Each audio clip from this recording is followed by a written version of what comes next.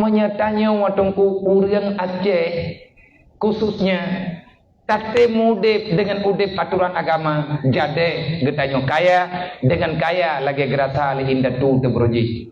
Tapi punya orang yang memang hana dimengerti dengan janji Allah, hana dimengerti dengan karamah yang gejuk oleh Allah Ta'ala.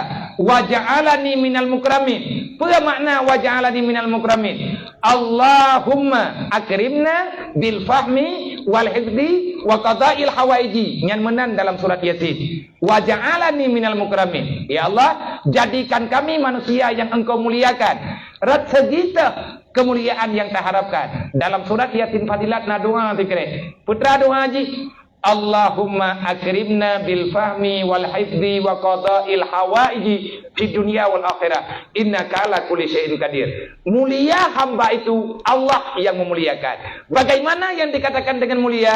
Inna akramakum indallahi atqakum. Manusia yang mulia adalah yang takwa kepada Allah. Siapa manusia yang takwa itu?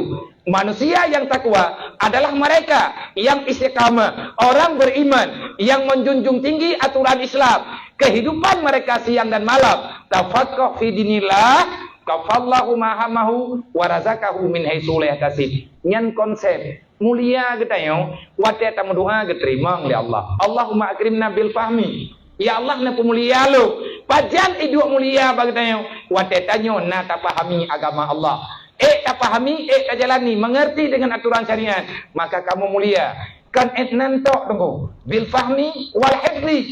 Nejaga lo ya Allah, ne pemulia lo. Orang yang mulia adalah orang yang setelah berbuat dosa, dia sadar telah melakukan kesalahan. Akhirnya dia meminta kemaafan daripada Allah. Geken dengan mahfud. Allah gejaga hamba.